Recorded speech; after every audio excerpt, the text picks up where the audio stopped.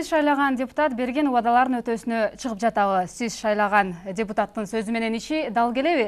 Сиздин депутат кандай көзгө көрүнгүдөй мыйзам чыгарып, баарыбызды коомдук өзгөрүүлөргө баштап баратат? Сиздин депутат саясий оюндардан алыс, өз мүдөөсүнөн дагы элдикин жогору коет деп ишенесизби? Түз эфирде сиздин депутат, аны мен Эльвира Байсаева алып барам. Ушу июль айы сиздин депутат жаңы форматта чыгып жаткан эсиңиздерге салайын. Атап айтканда, фракция лидери жалпы ыйгарым укуктарын берген депутаттар элтер аркылуу фракция ишмердиги туурасында кыска нуска маалымат берет. Бүгүн биздин студиянын коногу Атамекен фракциясынын лидери Өмүрбек Текебаев. Кош келипсиз. Өмүрбек мырза, эмесе бүгүнкү көрсөтүүнүн шарттары туурасында эки ооз сөз. Сиздин депутат көрсөтүүбүз 25 мүнөткө созулат. Фракция ишмердигине байланышкан ар тараптуу суроолор берилет. Сизге ар бир суроого 45 секунд ичинде жооп берүүгө үлгүрүшүңүз керек. Биздин суроолордон тышкары аймактардан, шайлоочулардан түшкөн видео суроолор болот. Ал эми көрөрмандар 0312 67 11 41 номерлар аркылуу түз байланышка чыгып, сизге суроо жолдой алышат. Суроолор муну менен чектелбейт. Бүгүнкү көрсөтүү туурасында маалыматты социалдык түйүндөргө дагы жайылтканбыз. Ошол интернет колдонуучулар дагы сизге суроо жолдошкон, аларды окуп беребиз. Ошол эле учурда 0550 288 137 номерларына көрөрмандар СМС билдирүү жөнөтө аласыздар. Өмүрбек мырза, Атамекен социалисттик партиясы бул Кыргызстанда парламенттик системага жол ачкан партия катары аталат. Анын сыңары ошол бүгүнкү тапта коомго парламенттик башкаруу канчалык керектигин, парламенттик башкаруунун артыкчылыктарын көргөзө алдыңыздарбы? Деги эле шайлоочуларга берген убадалардын канча пайызын аткарууга жетиштиңиздер? Сөздү ушундан баштайлы. Пайыз менен айтууга азыр эрте. Биз шайлоочуларыбызга биринчи кезекте эски авторитардык, үй бүлөлүк жеке адамдын бийлигине кайтпоонун кепилдигин түзгөн система беребиз дегенбиз. Мына ошондой система түптөлүп жатат. Аны биз эле эмес, ошол башка өлкөлөрдөн эл аралык ошол эксперттер дагы ушул Кыргызстандын өзгөчөлүгүн баса белгилеп жатат. Акыркы улам жылдан жылга сурамжылоодо биз туура багытта өнүгүп бара жатабыз деген адамдардын саны көбөйүп жатат азыр. Ал ушул 50%тен ашып калды. Убагында өтө көп адамдар бул багыттан шек санаган учурлар да болгон. Түшүнүктүү. Атамекен партиясы убагында коррупцияга, уюшкан кылмыштуулукка каршы аюусуз күрөш жарыялап, ошол уюшкан кылмыштуу топтун мүчөлөрү, бандиттер жана паракор чиновниктерди түрмөгө отургузабыз деген убадаларды бергенсиздер. Айтсаңыз, ошол 4 жыл аралыгында канча уюшкан кылмыштуу топ мүчөлөрүн же болбосо коррупцияга шектүү делген аткаминерлерди камакка алганга жардам бердиңиздер? Биз ал убадабызды унутканыбыз жок. Коррупционерлерди ачыкка чыгаруу, жоопка тартуу багытында мыйзам долбоорлорун киргизип жатабыз. Ал эми конкреттүү коррупционерлик кубулуштардын бетин ачып, парламентте массалык маалымат каражаттары аркылуу мындай күрөшүп жатабыз. Мисал келтирсем болот. Мисалы, ушул кезге чейин миллиарддаган сомдорду жеген чиновниктер 5000 сом айыппулун төлөп, же шарттуу түрдө жаза алып кутулуп кетип отурган. Анткени срок давности деп коет экен, ушул кылмыш эскирип, 3 жылда, 5 жылда алар кечирилип кетет экен. Мисалы, Кумтөрүбүздү канадалыктарга 2003-жылы кармата берген чиновниктер 10 жылдан кийин, мисалы, кечилип кетти. Тилекке каршы биз кирген закон ошол мөөнөткө мындай үлгүрбөй калды. Мен мындай мисалдарды көп келтире алам. Түшүнүктүү. Рахмат. Азыр СМС билдирүү келген экен, окуп берейин. Аксынын акиминин баласы талап тоноого катышып бошоп кетти. Канаакат сиздин коррупция менен күрөшкөнүңүз дейт. Сиздин коррупция менен күрөшкөнүңүз кайсы? Аксынын түшүнүктүү болду окшойт суроо. Аксынын акиминин уулу Газпромдун заправка станциясын каракчылык менен толоп 1 миллион сом урдап кеткен. Сот аны 1 жылга шарттуу түрдө кесип эркин коюп жиберген.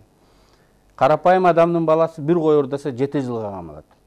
Акимдин баласы каракчылык кылып 1 миллион сом урдаса ал эркин кетет деп эл наразы. Бул колунан кармалбаганы менен ал жерде коррупция бар экендигинин белгиси. Акимдин территориясындагы сот мына ушундай чечим чыгарып атат. Мен ойлойм, мындай аким сөгүшкана алып, тилекке каршы өкмөт сөгүш эле берип койду. Сөгүшкана алып эмес, ал кызматынан кетиш керек. Анткени эл сот реформасына да ишенбейт, мындай болсо өкмөткө да ишенбейт, коррупцияны жеңүүгө боло тургандыгына да ишенбейт. Ошондуктан мен ойлойм, өкмөт тез аранын ичинде чечкиндүү чара көрүп, бул акимди кызматынан таптакыр алып салыш керек. Түшүнүктүү, рахмат. Теле көрүүчү бизге түз байланышка чыккан экен, сизге суроо узатам деп, суроосуна конок берели. Сизди угуп атабыз. Сурооңузду бериңиз. Бере берейинби? Бере бериңиз, угуп атабыз. Мен Нокат районунан. Нокат районунанмын. Угуп атабыз, бериңиз сурооңузду. Өмүрбекке бир эле суроом бар дегиле. Суроо берип атам. Сурооңузду бериңиз. Биздин Нокат районунда СДПК партиясы ушу бар, СДПК партиясы басып кетти да Өмүрбек. Билем. Эмне ушуга бир чара көрөсүңөрбү, көрбөйсүңөрбү? Биринчиден сайлаган депутатсыңар. Билем, мына мен сизге жооп берем. Түшүнүктүү, рахмат сурооңузга. Билем, чыдашыңар керек. Анткени шайлоодо жергиликтүү бийликти СДПК партиясы утуп алды. Аким шайлоодо бардык бир нече партиянын өкүлдөрү катышты, бирок СДПК партиясынын өкүлү утуп алды. Бирок мен утуп алдым деп ойлоп, баарын өзүнө тарта бербестен, партияда эмес адистерди, татыктуу адистерди да кызматка тартыш керек. Башка партиянын, оппозициялык партиянын өкүлдөрүн да кызматка тартыш керек. Бизде эми мен утуп алдым, баары меники деген ушундай туура эмес көрүнүш бар. Мен ойлойм, муну биздин СДПК кесиптештерибиз, партнерлорубуз эске алат болуш керек. Түшүнүктүү, рахмат. Азыр Ысык көлдөн шайлоочудан келген суроого кезек берели. Анан кийин маегибизди уланта беребиз. Сиздин фракцияңыздан чекесинен депутаттар чыгып кетип жатат. Атамекен партиясында Өмүрбек Текебаевдин гана сөзү сөз дейшет. Ал эми мурдагы партиялаштарыңыз Текебаев Атамекенди менчтештирип алды деп маяк куруп жүрүшөт. Чын эле партияңыздагы бийликтер өз колуңуздабы же топтоп алдыңызбы? Атамекен ыдырап жок болуп кетпейби?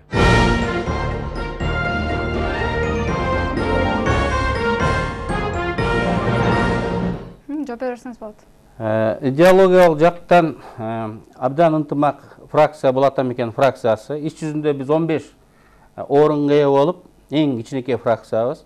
Ошондой аз экендигибизге карабастан парламентте, Кыргызстанда өзүбүз таасирдүү экендигибизди далилдеп келе жатабыз.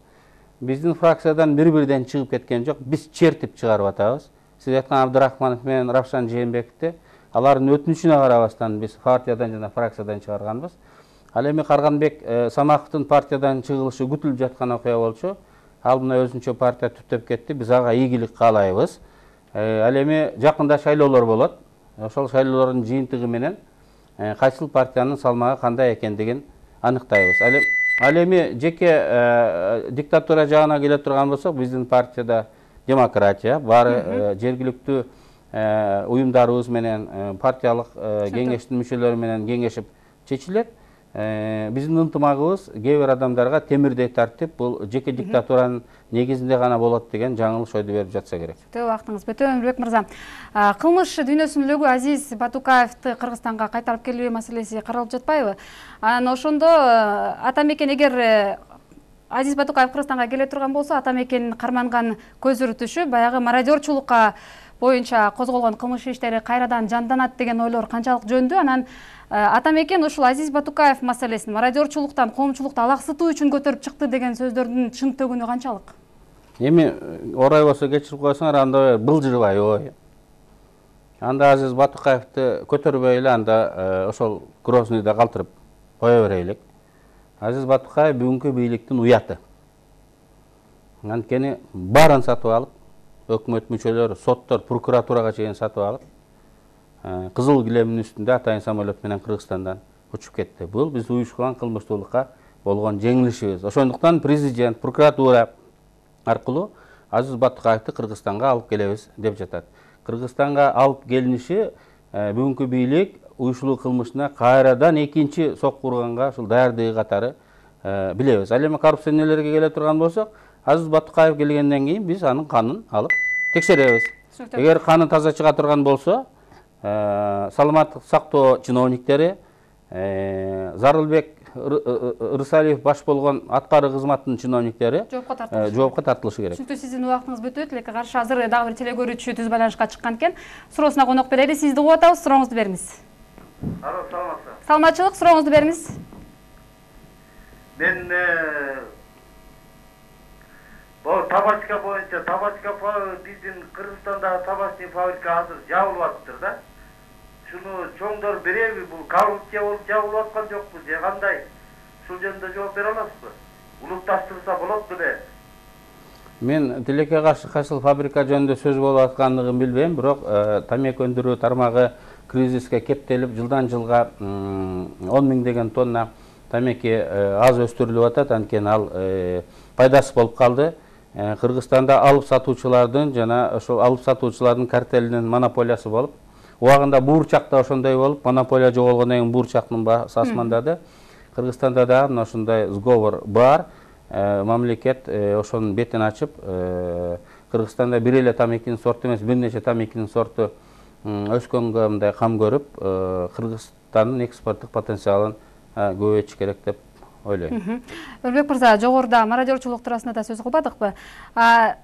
Коомчулукта ушундай сөз жүрүп атат да, Атамекен фракциясы, Атамекен партиясы дегиле ушул мародерчулук чатактарына байланыштуу кадыр баркын жоготуп баратат депчи. Ушул партиянын кадыр баркы канчалык бүгүнкү күндө сиздин оюңуз боюнча чындап эле ушундай болуп атабы?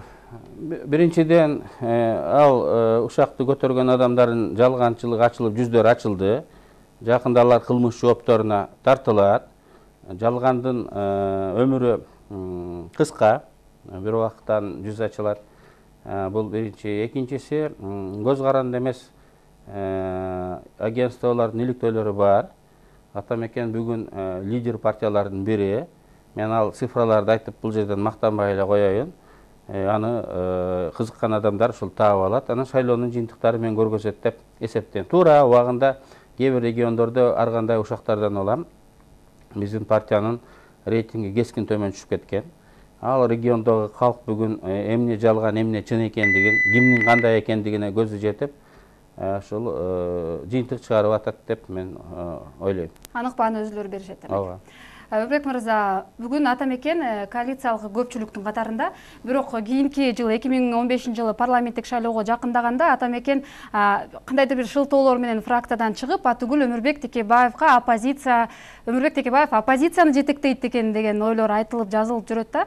Бул жөн эле калп сөзбү же чындап эле ошондой ойлор барбы?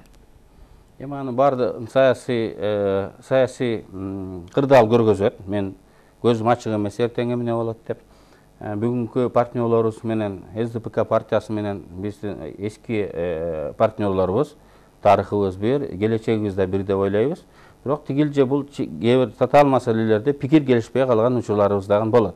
Мен ойлойм, бүгүн андай коркунуч жок.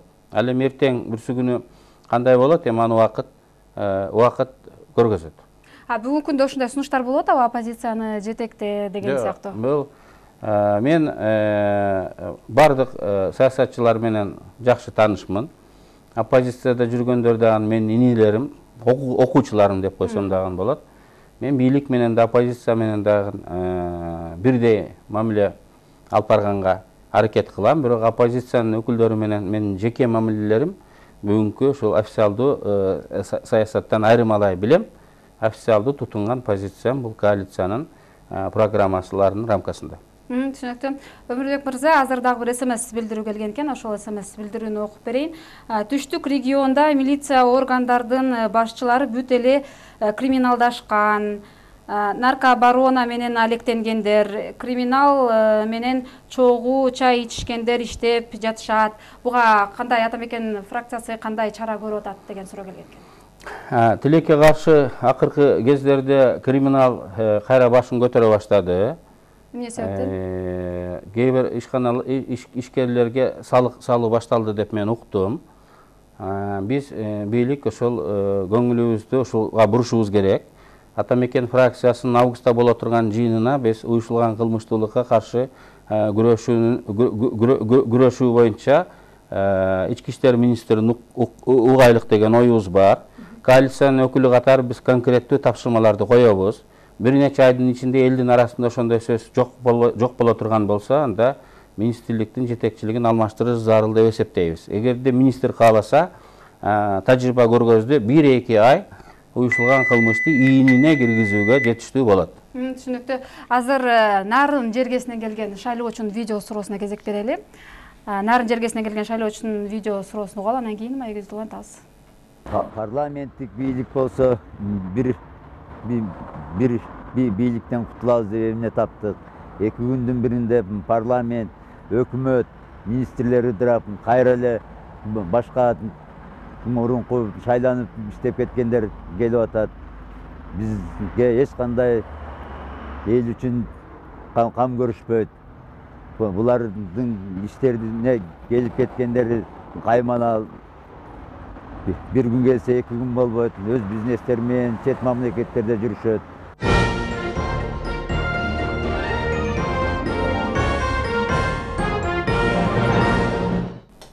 Жооп берсеңиз болот. Эми ар кандай депутат бар, ал биз тандаганыбызга өзүбүзгө жараша болот. Эми мына чын эле өкмөт тез алмашып атат. 25 жыл өкмөт алмашты. Өкмөттүн орточо жашы ömrünün uzunluğu 8 ay. Жантөре Сатыбалдиев 1 жыл 8 ay болду. Ал 2 есе көп. Мындай жашады деп айтса болот да. Эми азыркы өкмөт канча ай жашайт мен айта албайм. Бирок өкмөттүн башчысы алмашканы менен сиз абдан туура айттыңыз, негизги состав алмашкан жок. Өзөгү ошол эле боюнча калып атат. Программасы ошол эле боюнча калып атат. Эгер ташыркаса, ката кетирсе, башчысын тилекке каршы алмаштырышка туура келип отурат. Ошентип өкмөттү алмашуунун тездиги президенттик убакта деле 20 жыл мурун, азыр деле тилекке каршы бирдей болуп атат. Эгерде парламентке күчтүү партиялар келсе, 5 партия эмес, жармакташкан коалициялык өкмөт эмес, жалгыз партия бийликке келе турган болсо, анда өкмөт 5 жыл туруктуу болуп калат. Эми 5 жыл туруктуу болуп калса дагы жана ноокаттык шайлоочу илеп атпайбы? Бүт баары элизитик болуп кетти деп. Бир партия утуп келип 5 жыл отура турган болсо, баары ошол партиядан болот. Убактыңыз соңуна чыгып калды. Азыр жогоруда айтпадымбы, биз интернет түйүндөргө дагы маалымат жарыялаганбыз. Азыр бир интернет колдоочунун суроосун сизге окуп берейин. Аты жөнү Айтемир дейт. Өмүрбек Текебаевка сын айткан кишини ал душман катары эсептейт. Эмне үчүн түштүктө калың элдин алдына чыга албайт? Чыкса да өзүнүн гана электоратынын алдында чыгат. Калың эл аны жаман көрөрүн билеби? Билсе эмне үчүн элди укпай өзүнүкүн туура деп, элди акылсыз, саясатка башы жетпейт деп ойлойбу деген суроо узаткан экен. Мен элди акылдуу деп эсептейм. Түштүктө түрө кыдырып дегендей чыктым, бардык жерге барып, эл алдында, көчөдө, кабинеттерде бардык жерден жолугуп келдим. Мен бул жасалма ой берсе керек. Мен жанагы опростор жөнүндө айтпадымбы? Эми мен айтпайын деп атат элем. Түштүктүн көп райондорунда 2 областында Атамекен партиясы акыркы опростор боюнча 1-чи орунга түштү. Анан эл колдобойт, анан бара албайт экен деген сөз жанагы заказ менен сүйлөп жүргөн адамдардыкы. Мен бардык жерине барам, элдер колдойт.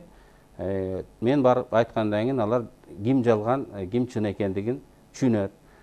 Жалган айтып ушак тараткан адамдардын ким экендерине дагы алардын көздөрү жетти. Өмүрбек мырза, жогоруда сиз айтпадыңызбы, учурдагы өкмөттүн жашоосу канча болоору азырынча айта албайм депчи.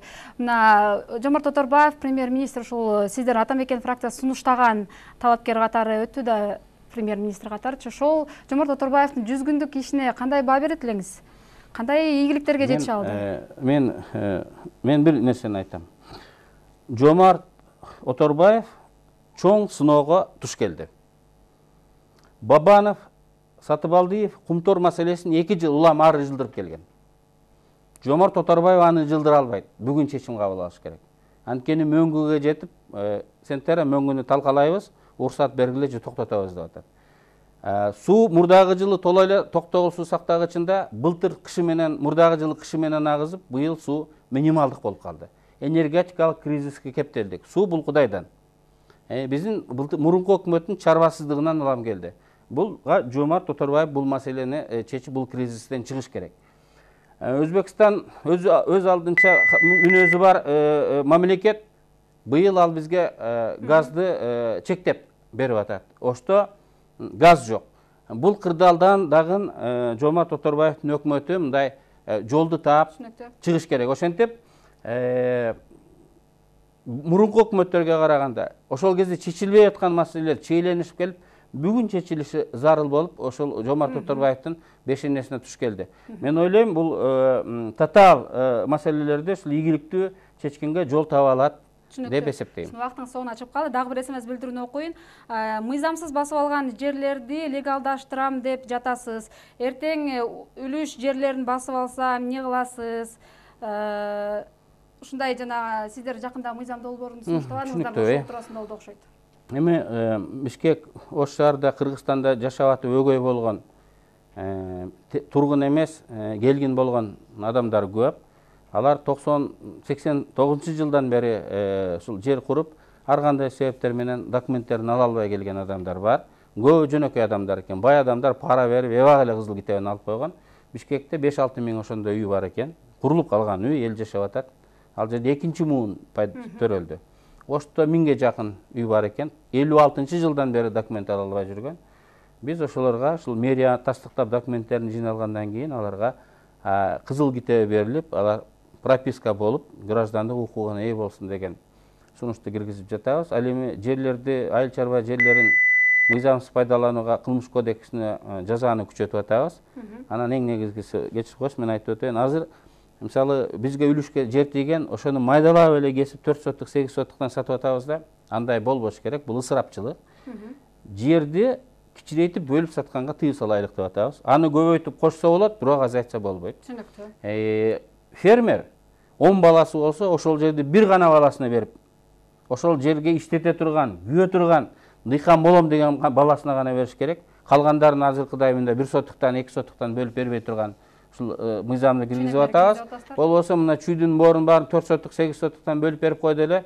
Элдер жапырт барып үй куруп алды. Эмаларды танка менен дагы, бульдозер менен дагы чыгара албайсың. Ошондуктан биз бул процесске чекит коюшубуз керек. Түшүнүктүү. Дагы бир нарын жергесинен шайлоочу сизге видео суроо узаткан экен. Суроосуна конок берели. Андан кийин улантырабыз маек кезде. Атамекен партиясы Кумтөрдү улутташтырып алабыз деп жатасыңар. Жана улутташтырып алып бүткөндөн кийин Кумтөрдү ар кайсы фракциялар бөлүп алат деп ойлоп жатабыз.